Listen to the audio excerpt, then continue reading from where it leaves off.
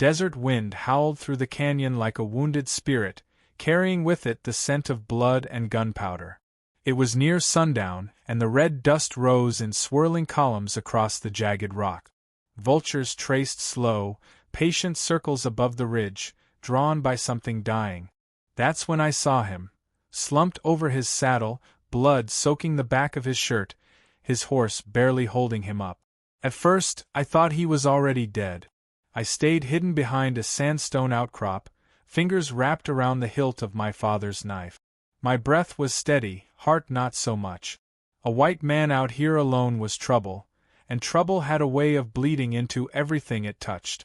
But his horse stumbled, and the man dropped like a sack of rocks, face first into the dirt. No movement.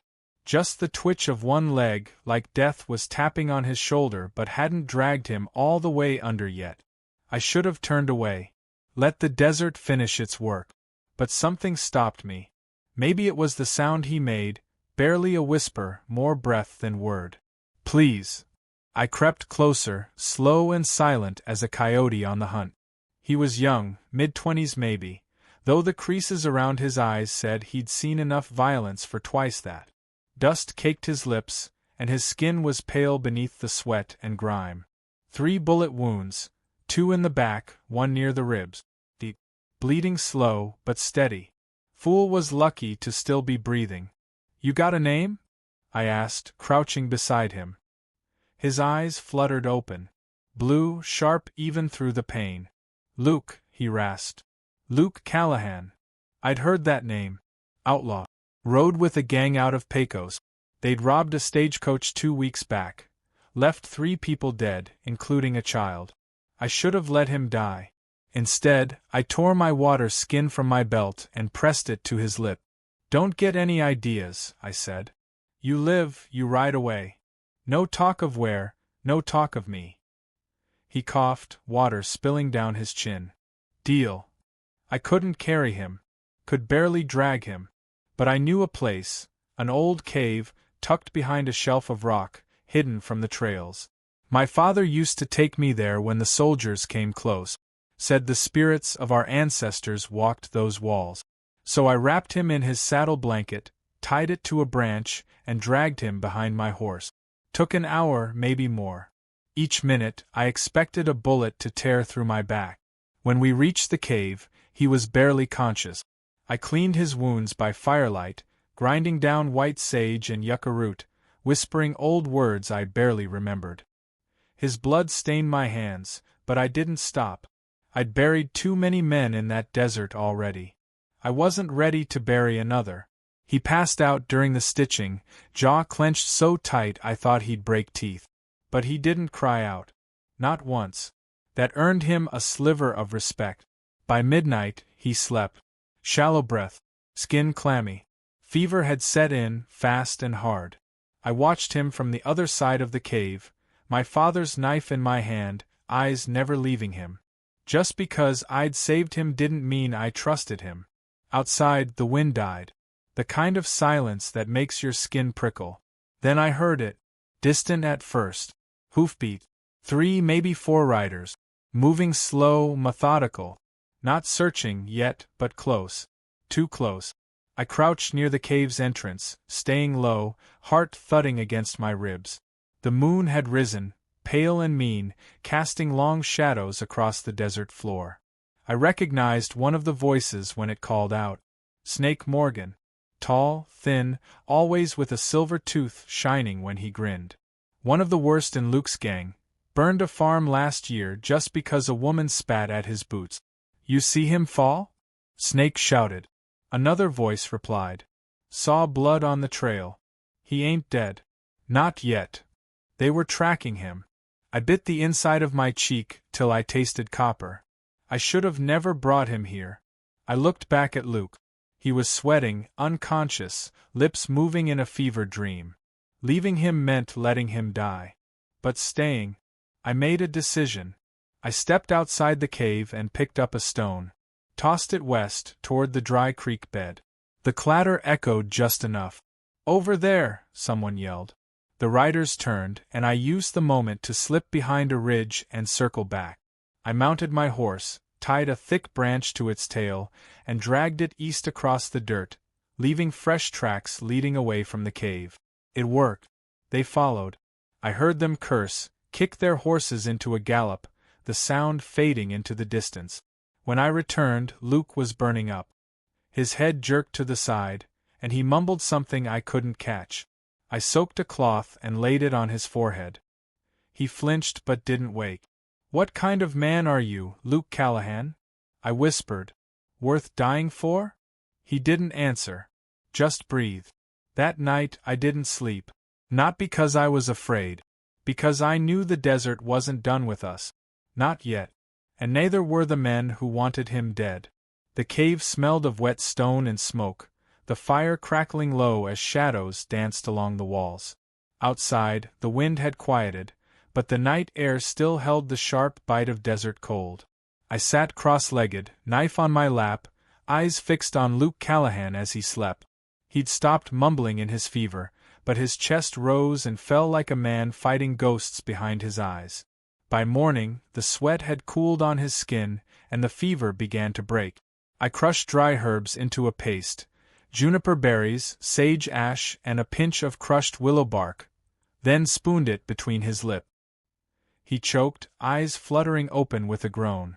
"You're trying to poison me," he muttered, voice like gravel. "Not yet," I said. "You'll know when I do." He cracked a grin, weak but real. "Figured I was dead." "Not for lack of trying." His face shifted as he looked around the cave, trying to sit up, wincing as pain flared through his ribs. "You dragged me here? You were bleeding all over my desert. Figured you'd scare the vultures." He laughed, then winced, holding his side. "You Navajo?" I nodded once, watching him close. "You got a name?" I hesitated. Then, Niola. "Pretty," he said, and something about the way he said it made me want to throw him back outside. "You want to stay alive, save the charm. And don't go calling me squaw, like the others." "I wouldn't dare," he said, laying back against the cave wall, breath shallow. "I owe you my life." I looked away. "We'll see if that debt's worth anything." He slept again. The morning dragged on, slow as molasses in winter. I spent the hours sharpening my knife and keeping my ears open. The riders hadn't come back yet, but they would. Men like Snake Morgan didn't let go of their prey without a fight. By late afternoon, Luke was strong enough to sit up. He tried to stand, nearly fell, then laughed it off. "Legs feel like whiskey jelly." I handed him a dried strip of venison. "Eat. You'll need your strength." He took it with a nod, chewing slowly. "Why'd you help me?" I didn't answer right away. "My father," I said finally. "He died 2 years ago. Shot trying to keep a gang from raiding our village. They took everything. Burned our food, trampled our land. He died on his knees." Luke looked away, ashamed. "Wasn't me. But you rode with them." "Not by choice. I was 15 when they found me. Taught me to shoot before I learned how to shave. You don't leave men like Snake. You escape if you're lucky. Or you end up like I did." I didn't tell him I already knew. That I'd heard stories of Luke Callahan, the outlaw who'd turned on his own during a raid near Cimarron. Who'd shot 2 of his own gang to protect a family that wasn't his. He'd vanished after that. Some said dead. Others said hunted. "You're not like them, are you?" I asked. He shrugged. "Depends who's asking." "I am."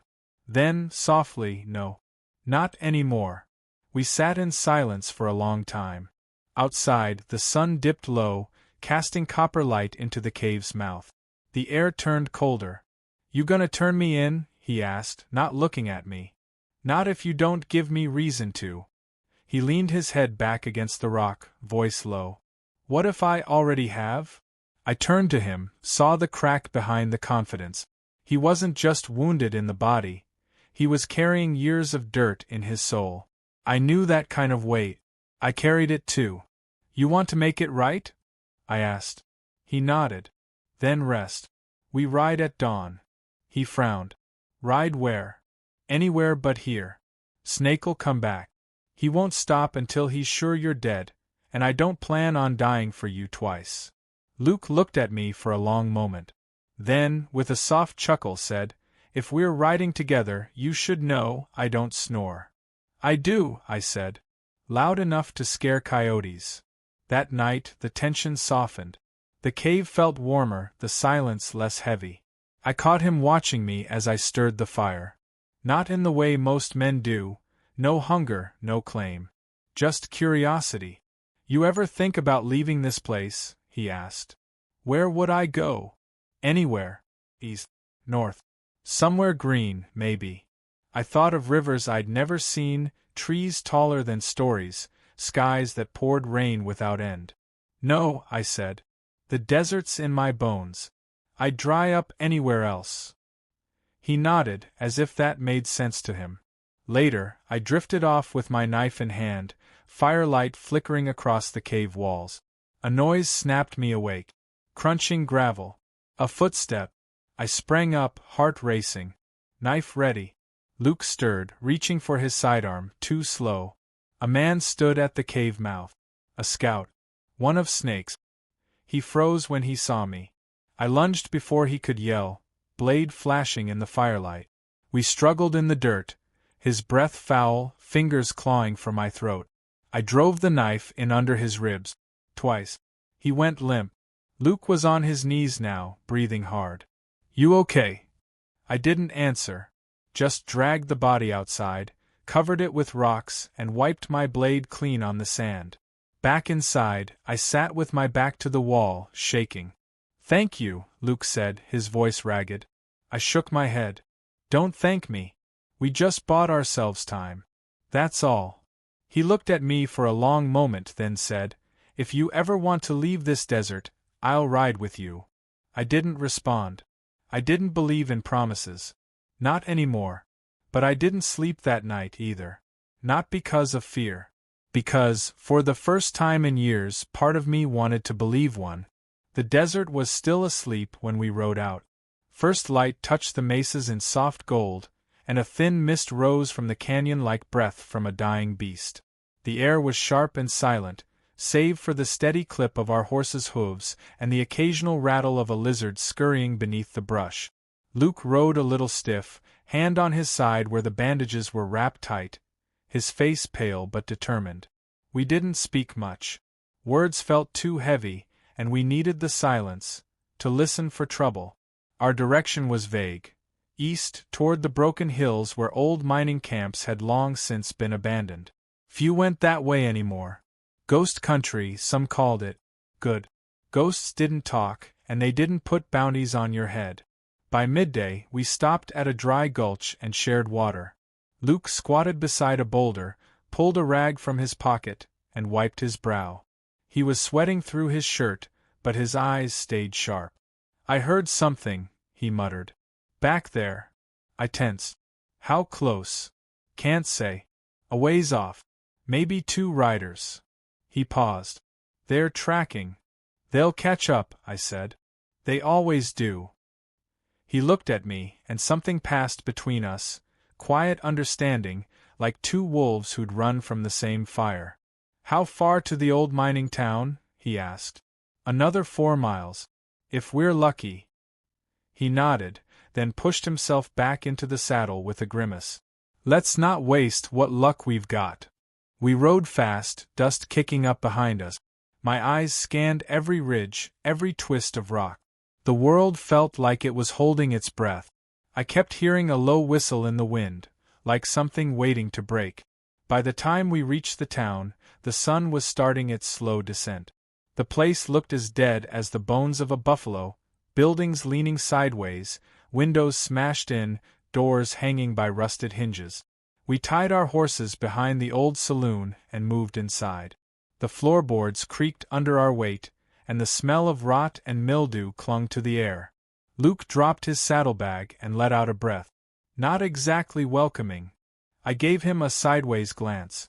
"You expecting mint tea and biscuits?" He smirked. "Wouldn't say no." I checked the windows. The view was good, open. We'd see them coming. "Rest while you can," I said. "They'll be here before dark." Luke didn't argue. He slid down against the wall, pulled his hat low, and drifted into a light doze. I stood watch. An hour passed. Then another. Dusk bled across the sky when I heard it, hoofbeat. 4, maybe 5 riders. Moving careful, slow. Like wolves circling a wounded deer.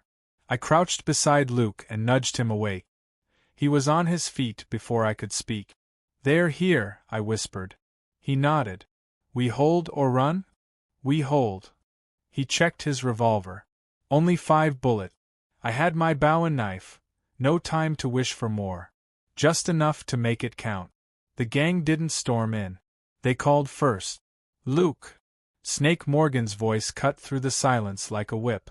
"You in there, boy?" Luke stiffened. His jaw clenched. "Damn Snake's got good ears." "I'll give you one chance," Snake hollered. "Come out and I'll make it quick." Luke glanced at me. "He's lying." "Of course he's lying." Snake's voice rang out again. "Or stay in there and we'll burn the place to the ground." My eyes locked on Luke's. "We let them light a match, we're ash." He nodded. "We take the fight outside." We slipped out the back, quiet as shadows, ducking behind barrels and crates.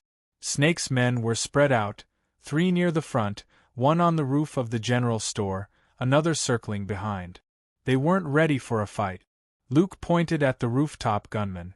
"You take him." I gave him a tight nod and vanished into the shadows. I climbed the side of the store, feet quiet against the wood. The man up top was chewing on tobacco, eyes lazy.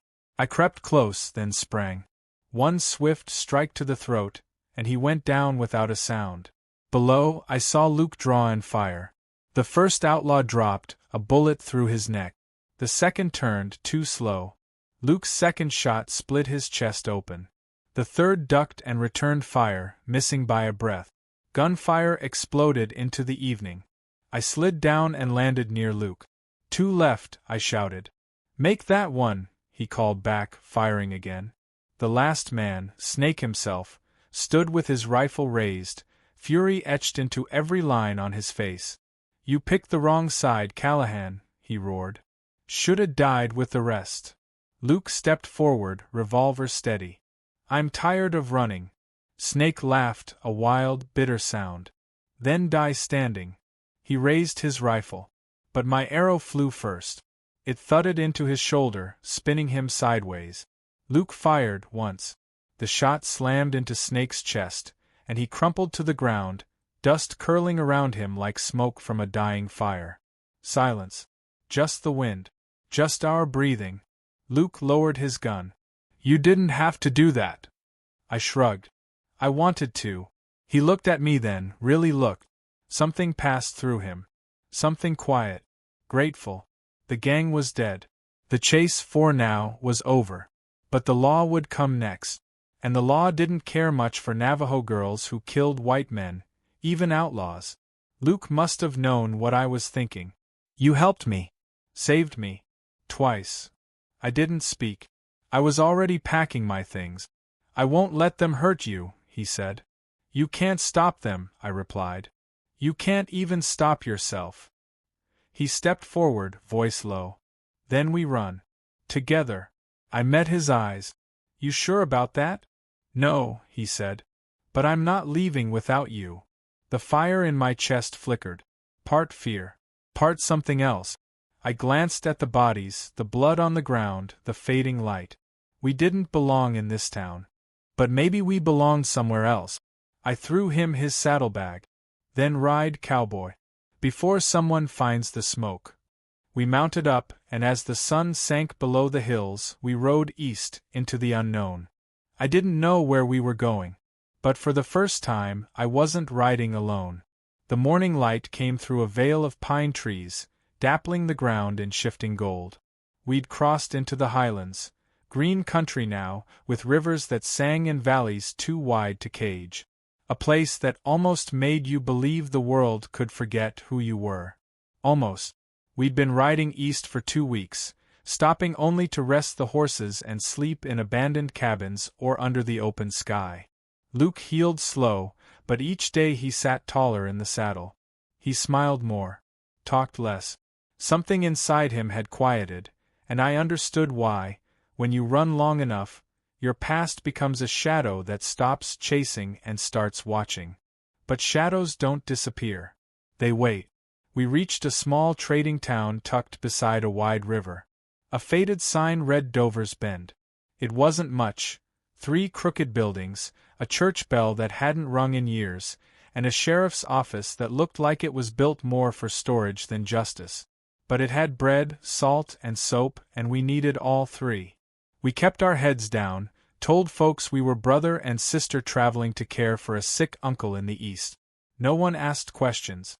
They never do when you carry yourself like you've seen death, and kept walking. Luke bought new clothes and shaved his beard. I traded a silver pendant for a stitched riding coat. I didn't say what the pendant meant. He didn't ask. That night we sat by the river, boots off, feet in the cold water. The stars came out one by one. I could stay here, Luke said. You always say that, I replied. This time I mean it. I tossed a pebble. They'll come. Maybe not tomorrow, but someday. Someone'll recognize your face, or mine. Luke nodded, slow. Then maybe it's time we stop running. The wind shifted. I knew what he meant before he said it. We settle here. Start again. They can't hang what they can't find. I looked at him. And if they do? He met my eyes. Then we face it. Together. It was a good lie. One I wanted to believe. But the world has sharp ears. 2 nights later, the sheriff came knocking. He didn't come alone. 3 men with badges and rifles stood behind him. One held a wanted poster. They weren't after Luke.